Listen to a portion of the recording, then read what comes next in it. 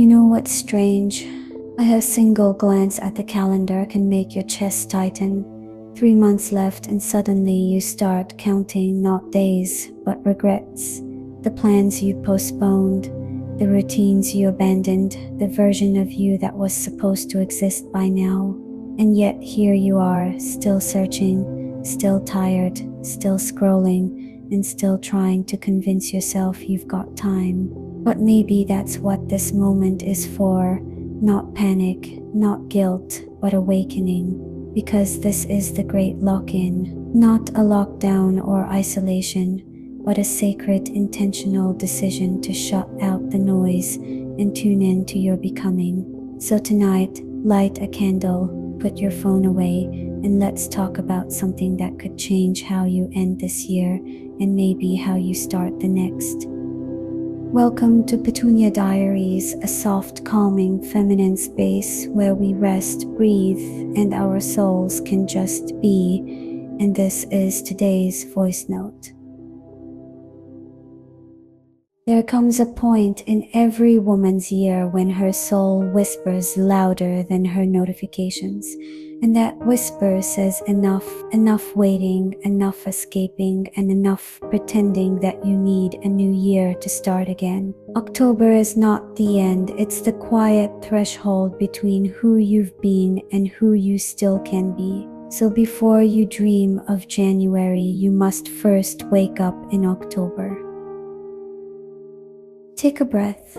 Now imagine your life spread out on a table, every routine, every relationship, every unspoken thought. What would you keep and what would you throw away? The great lock-in begins here in brutal honesty, because you can't reset what you refuse to face. So ask yourself, what drained my energy this year? What made me come alive? Who do I feel smaller around, and why am I still there? What habits stole my mornings? What excuses cost me growth? And maybe the hardest question, what part of me am I most afraid to outgrow? Write it down. Sit with it. That discomfort you feel, that's transformation stretching inside you. You're not lost, love. You're just overdue for an upgrade. You don't need to start over, you need to start deeper and forget the pressure to overhaul your entire life. You only need 3 things to lock in: one goal that matters, one routine that grounds you, and one promise to yourself. Let's start with the first one. One goal that matters is the kind that excites and scares you at the same time, something that whispers this could change everything. The second, one routine that grounds you, a simple anchor, morning journaling, an evening walk, or 10 minutes of silence before bed. Repetition heals chaos. And the third, one promise to yourself, and keep it no matter how small, because self-trust isn't built by grand gestures, it's built by consistency. And as Abraham Lincoln said, discipline is choosing between what you want now and what you want most. This is not a hustle era, it's a healing era with structure. Let's talk about energy, the kind that doesn't chase but attracts. The great lock-in is the rebirth of your feminine flow. It's where you stop performing for love and start living from peace. You stop begging for validation and start radiating worth. That's why the reset begins in silence, not the empty kind, but the nourishing kind. Silence where you can hear your intuition again. Silence where you remember your softness isn't weakness, it's magnetism. So take long walks alone. Light a candle when you journal. Drink water slowly. Wear perfume even if you're home. Romanticize your discipline. The truth is, resetting hurts, because you will have to face the versions of you that stayed too long, the friendships that expired, the goals that weren't really yours, and that's okay. Every rebirth begins with release. Let yourself grieve the almosts, the maybe next times, the I should have been further by now. Forgive yourself because you did what you could with what you knew. Now you know better, and knowing better is the first spark of change. Here's what I want you to do: practical, real, and deeply feminine. Month 1, October, the cleanse, declutter, delete, detox your phone, your space, and your energy. Make room for who you're becoming. Write closure letters and end loops.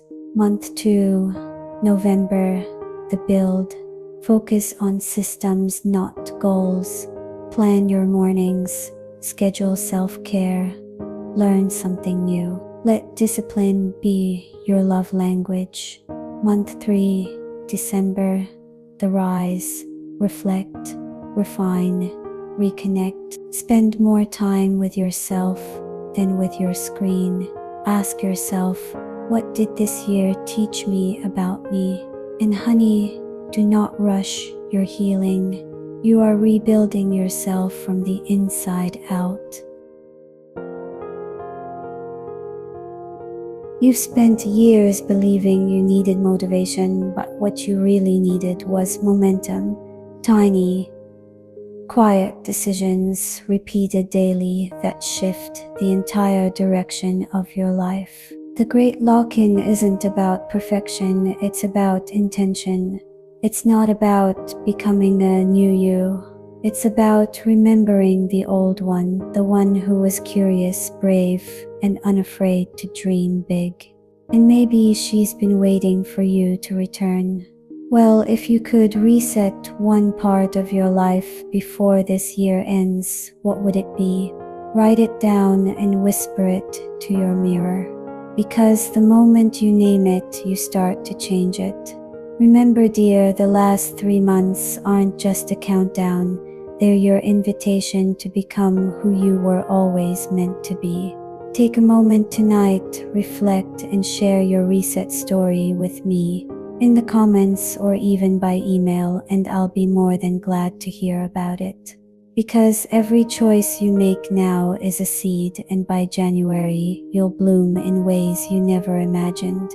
Until next time, keep showing up for yourself and keep becoming her.